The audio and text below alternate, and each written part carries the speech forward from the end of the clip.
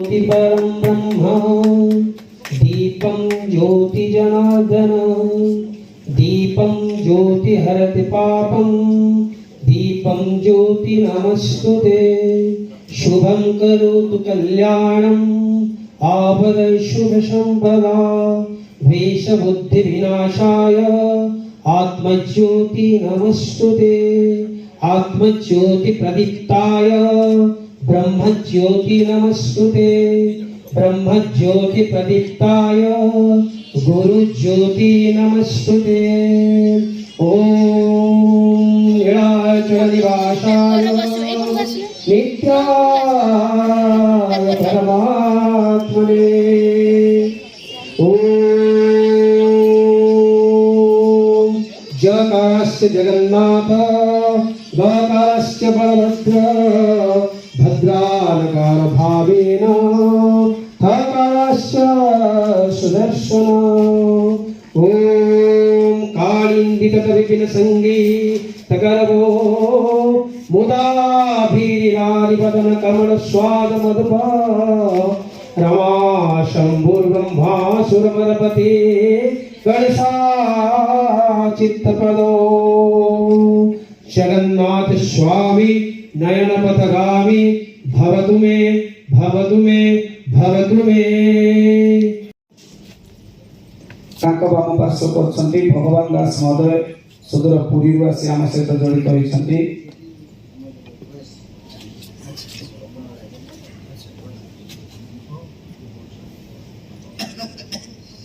तांको बाम को ए परिवार रो मुखिया लक्ष्मी भगवान जोरदार करकली चाइबा समस्त तरफ वास्तव में डाहाण पटरे बंशी भाई बाम पटरे लक्ष्मी भौज बामांगिनी श्रीलिप्ता प्रिंट मीडिया एवं अपराह्न परिवार पक्ष स्वागत करी ओडिशार विभिन्न अंचल बंधु मैंने जोग देइछन्ति आम परिवार संयोजक संयोजिका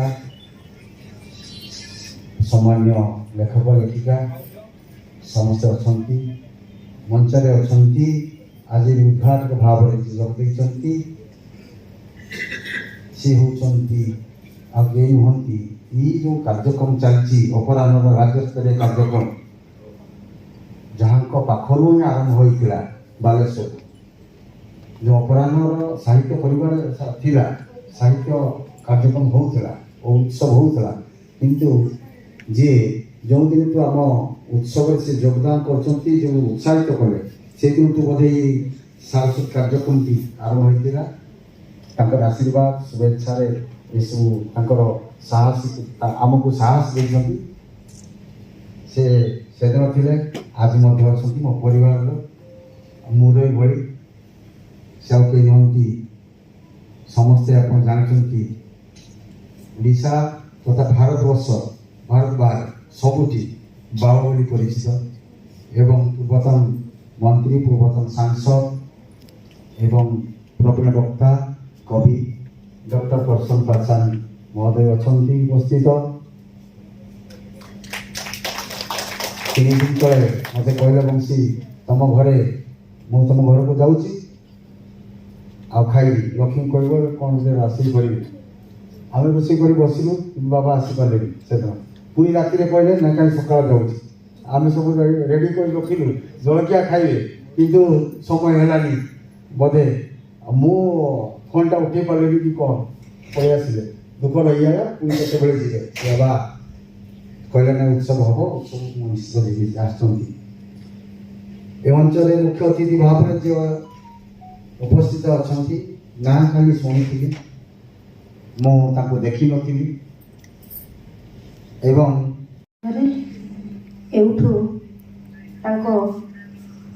असुस्थता को सुस्थता हो बोली चरण तले प्रार्थना करी और वक्तव्य आरंभ करी मंचासीन समस्त ज्येष्ठ मोर भूमिष्ठ प्रणाम समस्त तथा एठाने उपस्थित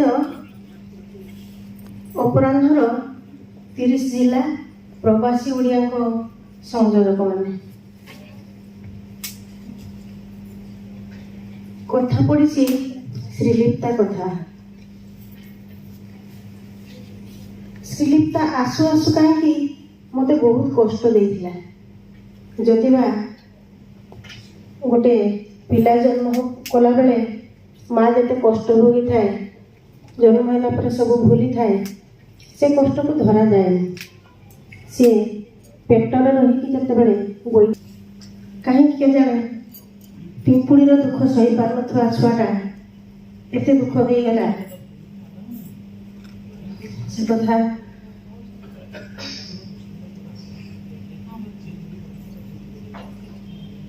ହୁଏତ ତାର ଦୁଃଖର କାରଣ ଆପଣମାନଙ୍କ ସହିତ ସମସ୍ତଙ୍କ ସହିତ ମିଶିବାର ଗୋଟେ ମାଧ୍ୟମ। ଆଜି 84ଟି ବହି ଉନ୍ମୋଚନ ହେଉଛି। ପୃଷ୍ଠା ଓଲଟେଇଲେ ତା ଦେହରେ ଶ୍ରୀଲିପ୍ତା ପ୍ରିଣ୍ଟ ମିଡ଼ିଆ। ଭଗବାନ ବୋଧେ ତାକୁ ଆମ ପାଖରୁ ଦୂରେଇ ନେଲେ। ସବୁ ସ୍ରଷ୍ଟାମାନଙ୍କ ବହିରେ ସେ ବହି ରୂପରେ ଆସିବ ବୋଲି।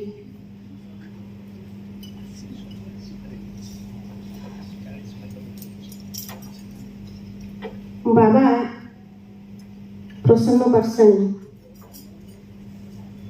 ଫାଷ୍ଟ ଥର ଯେତେବେଳେ ଏଇ ସମଗ୍ର ଓଡ଼ିଶାରୁ କବିମାନଙ୍କୁ ନେଇକି ଆମେ ଆରମ୍ଭ କରିଥିଲେ, ବାବାଙ୍କର ମନେ ଥିବ କି ନା, ଉଦ୍ୟୋଗ ଭବନରେ ବାବା ବାଲେଶ୍ୱରରେ ଗୋଟେ କଥା କହିଥିଲେ। କହିଲେ, ଆପଣ ଯଦି ଅର୍ବୁଦ ପଦ୍ମ ସାଗର ଟଙ୍କା ଖର୍ଚ୍ଚ କରିକି ଗୋଟେ ଉଆସ ତିଆରି କରିଥାନ୍ତି, କୋଟି ଉର୍ଦ୍ଧ୍ୱ ଗୋଟେ ଗାଡ଼ି ଚଳୁଥାନ୍ତି, ଲକ୍ଷ ଉର୍ଦ୍ଧ୍ୱର ଚପଲ ପିନ୍ଧୁଥାନ୍ତି, କିନ୍ତୁ ସିନ୍ଦୁର ଟୋପାର 5 ଟଙ୍କାର ସିନ୍ଦୁର ପଡ଼ିବା ଗୋଟେ ତାର ଜାଗା ହେଉଛି ମୁଣ୍ଡରେ। ଆପଣ ଯେତେ ବଡ଼ ଉଆସ କରନ୍ତୁ, ଗାଡ଼ି କରନ୍ତୁ, ଯେତେ ଲକ୍ଷ ଲକ୍ଷ କୋଟି କୋଟି ଟଙ୍କା ସାରିକି ଆପଣ ଖାଇଥାନ୍ତୁ, ଡ୍ରେସ୍ ପିନ୍ଧନ୍ତୁ, କିନ୍ତୁ ଗଲାବେଳେ ଆପଣଙ୍କ ସାଙ୍ଗରେ କିଛି ଯିବନି। ଆପଣ ଯେତେ ସ୍ରଷ୍ଟା ଅଛନ୍ତି ଏଠି, ସାରା ଓଡ଼ିଶାର କବି କବୟିତ୍ରୀ ଅଛନ୍ତି, ସମସ୍ତେ ଖଣ୍ଡେ ଖଣ୍ଡେ ବହି କରନ୍ତୁ। ଯେମିତି ସାର୍ ବସିଛନ୍ତି, ମେହେର ରାୟ, ଫକୀର ମୋହନ କୁହନ୍ତୁ, ଗଙ୍ଗାଧର ମେହେର କୁହନ୍ତୁ, ଅନ୍ୟାନ୍ୟ ଯେତେ ପୂର୍ବତନ କବି କୁହନ୍ତୁ, ସେମାନେ ମରିକି ବି ଜିଇଛନ୍ତି ଆମ ପାଖରେ। ଯଦି ସେମିତି ଆମ ଲେଖକ ଲେଖିକାମାନଙ୍କର ବହି ଖଣ୍ଡେ ଯଦି ଏକାଡେମୀକୁ ଗୃହୀତ ହେଲା, ତାହେଲେ ହୁଏତ ଶ୍ରୀଲିପ୍ତା ତାରି ମାଧ୍ୟମରେ ଆପଣମାନଙ୍କ ସମସ୍ତଙ୍କ ପାଖରେ, ଆମ ପାଖରେ ସବୁଦିନ ଥିବ। ହୁଏତ ଆମେ ନଥିବା, କିନ୍ତୁ ତାର ନାଁଟି ସବୁବେଳେ ସମସ୍ତଙ୍କ ପାଖରେ ରହିଥିବ ବୋଲି ଆଶା। ସେଇଥିପାଇଁ ତ ଯେତେବେଳେ ରାତି ରାତି ବିତିଯାଏ, ଦିନେ ଦିନେ 3ଟା 4ଟା ହେଇଯାଏ, ଖାଇବା ଖରାପ ହେଇଯାଏ, ସେଇଥିପାଇଁ ଏବେ ଆମେ 7ଟା ପରେ ଖାଇଦେଉଛୁ। ବସୁ ବସୁ ଦିନେ ଦିନେ ରାତି 3ଟା 4ଟା ହେଇଯାଏ। ସେଇ ଦୁଃଖ, ତାକୁ ଜନ୍ମ ସେ ଆସିବାର ପ୍ରାୟ 3 ମାସ ପରେ ମୋତେ ଗୋଟେ ଭାରି କଷ୍ଟ ହେଇଥିଲା, ଯାହା ଡକ୍ଟରଙ୍କ ପରାମର୍ଶ, ତମେ ପିଠି ପାଖରୁ ଆପାତତଃ 4 ଖଣ୍ଡେ ଉଚ୍ଚା କରିକି ଉପରକୁ ରଖ, ମୁଣ୍ଡ ତଳକୁ କରିକି ଶୋଇବ। ସେମିତି ଶୋଇଥିଲି 29 ଦିନ। ତାପରେ ଯାହା ହଉ ଟିକେ ସୁସ୍ଥ ଅବସ୍ଥାକୁ ଆସିଲି। ପୁଣି ତାର ଏ ସଂସାରକୁ ଆସିବାର 10 ଦିନ ଆଗରୁ ସେମିତି କଷ୍ଟ। ଯାହା ହଉ ତାପରେ ସେ ଜନ୍ମ ନେଇଥିଲା।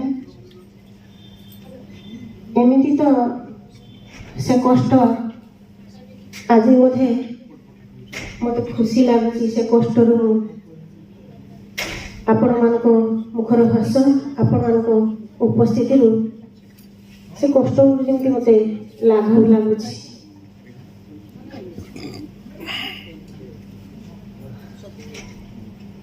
ସଂସାର ସବୁବେଳେ ଅଡ଼ୁଆ ସୂତା ପରି ଗଣ୍ଠି ଗଣ୍ଠି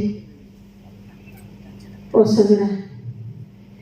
କେହି ବ୍ୟକ୍ତି କହିପାରିବେନି ମୋ ଜୀବନରେ କିଛି ଗୋଟେ ଅସଜଡ଼ା ନାହିଁ, କାହାରି କାହାରି ନା ଜୀବନରେ କିଛି କିଛି ଅସଜଡ଼ା ଅଛି। ହୁଏତ ଆମ ଜୀବନରେ ଗୋଟେ ଅସଜଡ଼ା ଜିନିଷଟା ସଜାଡ଼ି ହେଇ ଆସୁଛି। ଜାଣୁନା ଏ ଗନ୍ତବ୍ୟ ପଥ କେତେ ଦୂର, ତଥାପି ଆପଣମାନଙ୍କ ଭଲ ପାଇବା, ସ୍ନେହ, ଶ୍ରଦ୍ଧା ତାକୁ ପାଥେଇ କରି ବଞ୍ଚିବାର, ହସିବାର ଗୋଟେ ସାହାରା ପାଇଯାଉଛି। ଆଜି ଗୋଟେ କଥା ମୁଁ ଏଠି ଆପଣମାନଙ୍କ ପାଖରେ ଉପସ୍ଥାପନା ରଖିବି। ପ୍ରଥମରୁ ଯେହେତୁ ସାହିତ୍ୟ ସାରା ଜିଲ୍ଲାରୁ ଯେତେବେଳେ ଆରମ୍ଭ ହେଇଛି, ବାବା ଆମ ସାଙ୍ଗରେ ଅଛନ୍ତି। ଅପରାହ୍ନ କବିତା କୁମ୍ଭରେ ବାବାଙ୍କୁ ଅପରାହ୍ନ ପରିବାର ତରଫରୁ, ଶ୍ରୀଲିପ୍ତା ପ୍ରିଣ୍ଟ ମିଡ଼ିଆ ତରଫରୁ ଅପରାହ୍ନ କବିତା କୁମ୍ଭ ଆମ୍ବାସଡର ବୋଲି ଘୋଷଣା କରୁଛି। ମୁଁ ଆପଣମାନେ ଏଥିରେ ସମର୍ଥନ ଜଣାଉଛି। ସମସ୍ତେ ଜୋରଦାର କରତାଳି ଦେଇ ବାବାଙ୍କୁ ସ୍ୱାଗତ କରିବା। ମୁଁ ଭାବୁଛି ବାବା ଆଜି ଆମ ଗହଣରେ ଉପସ୍ଥିତ ଅଛନ୍ତି। ଠାକୁରେ କରନ୍ତୁ ସେ ଆହୁରି 100 ବର୍ଷ ଆମ ସାଙ୍ଗରେ, ଆପଣଙ୍କ ସାଙ୍ଗରେ ରୁହନ୍ତୁ। ସେ ଥାଆନ୍ତୁ ବା ନଥାନ୍ତୁ, କବିତା କୁମ୍ଭର ଆମ୍ବାସଡର ବୋଲି ଏଠି ମୁଁ ଏଇ ଭୁବନେଶ୍ୱରରୁ ଘୋଷଣା କରୁଛି। ସମସ୍ତ ମାନେ ଖୁସି ହେବେ, ତାଙ୍କ ପାଇଁ କରତାଳି ଦେବେ। ମୋର ବକ୍ତବ୍ୟ ଏଠି ଶେଷ କରୁଛି। ଭୁଲ ଥିଲେ କ୍ଷମା କରିବା ବାବା।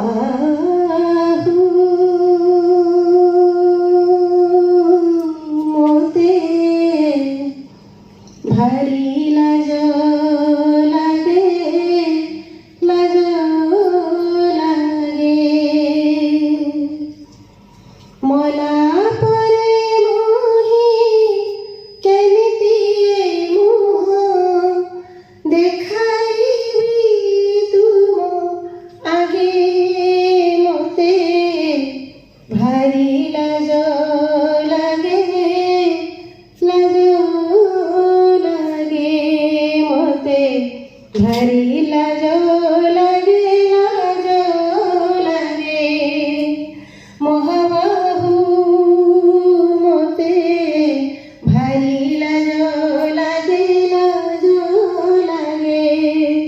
ମଲା ପରେ ମୁହିଁ କେମିତି ମୁହଁ, ମଲା ପରେ ମୁହିଁ କେମିତି ମୁହଁ ଦେଖାଇବି ତୁମ ଆଗେ। ମୋତେ ଭାରି ଲାଜ ଲାଗେ, ଲାଜ ଲାଗେ। ମୋତେ ଭାରି ଲାଜ ଲାଗେ, ଲାଜ ଲାଗେ। ନିରିମଳ କରି ଜନ୍ମ ଦେଇଥିଲ, କଳଙ୍କ ହୋଇଲି ବଳି। କରିବାକୁ ଯାହା କରିଥିଲ ମୋତେ ସବୁ ତ ପାଶୋରି ଦେଲି। ତୁମେ ଦେଇଥିବା ଅମୃତ ହରାଇ, ତୁମେ ଦେଇଥିବା ଅମୃତ ହରାଇ, ଭୁଲି ଭୁଲି ଭିକ ମାଗେ। ମୋତେ ଭାରି ଲାଜ ଲାଗେ, ଲାଜ ଲାଗେ। ମୋତେ ଭାରି ଲାଜ ଲାଗେ, ଲାଜ ଲାଗେ। ମଲା ପରେ ମୁହିଁ କେମିତି ମୁହଁ, ମଲା ପରେ ମୁହିଁ କେମିତି ମୁହଁ ଦେଖାଇବି ତୁମ ଆଗେ। ମୋତେ ଭାରି ଲାଜ ଲାଗେ, ଲାଜ ଲାଗେ। ମୋତେ ଭାରି ଲାଜ ଲାଗେ, ଲାଜ ଲାଗେ।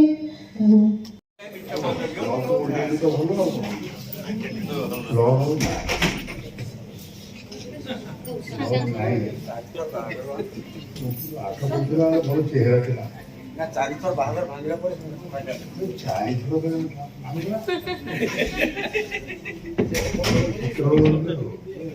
ସମୟ ତ ନାହିଁ, ବେଶୀ କହିବାର ନାହିଁ। ଆଜି ଯେଉଁମାନେ ଆପଣମାନେ ଅପ୍ରସନ୍ନ ହେବେ ଯେ ଆମ ଉପରେ, କାରଣ ମୁଁ ଖୁବ୍ ସଂକ୍ଷେପରେ କହିବି। ମୋର କହିବାର କଥା, କାଳି କିଙ୍କର ଅର୍ଥ ଆପଣ ଜାଣନ୍ତି? କାଳି ଅର୍ଥ ଜାଣନ୍ତି। କାଳିଟା ଜନ୍ମରୁ ନାଁ ଦେଇଛନ୍ତି ବାପା ମା ମାନେ, ତେଣୁ ଏଇ ସ୍ତରକୁ ଆସିଛି। ତା ପାଖରେ ବସିଛନ୍ତି ଆମର, ଆପଣମାନେ ଜାଣିଛନ୍ତି ଏଇ ଯେଉଁ ମଡର୍ଣ୍ଣ ଲିଟରେଚରର ଯେଉଁମାନେ ସବୁ ଲେଖୁଛନ୍ତି, ସବା ଆଗରେ ଅଛନ୍ତି ରକ୍ଷକ ନାୟକ। କବିତା ଚମତ୍କାର। ତାଙ୍କ ସାଥିରେ ଯିଏ ଅଛନ୍ତି ସେ ଆସିନାହାନ୍ତି, ଡାକି ନଥିବେ ବୋଲି। ସିଏ ହେଲେ ଶଶାଙ୍କ ତୋରାଣୀ। ଦୁଇ ଜଣ ମିଶିକି ଗୋଟେ ପତ୍ରିକା କରୁଛନ୍ତି। ଆପଣ ଦେଖିବେ ତାର ଷ୍ଟାଣ୍ଡାର୍ଡ। ହିନ୍ଦୀରେ ଓଡ଼ିଶାରେ ପତ୍ରିକା ନାହିଁ। ତେଣୁ ଆଉ ଦୁଇ ଜଣ ବର୍ତ୍ତମାନ କରୁଛନ୍ତି, ଏ ସ୍ୱାମୀ ଆଉ ସ୍ତ୍ରୀ। ମୁଁ ଅଛି ଦୂରରେ ମୟୂରଭଞ୍ଜରେ, ହଠାତ୍ କହିଲେ ଆପଣ ଆସିଛନ୍ତି, ଆମ ଟିକେ ଖାଇବେ। ମୁଁ ତ ଖୁସି ହେଇଗଲି, ମୁଁ ଖାଇଲି ଆଉ। ଆପଣ ବିଶ୍ୱାସ କରିବେ ଯେ ଉଭୟ ସଦାବେଳେ ଜାଗାରେ ଖାଇବା ପାଇଁ ମୁଁ କେଉଁ ଥର ଖାଇଥାଏ।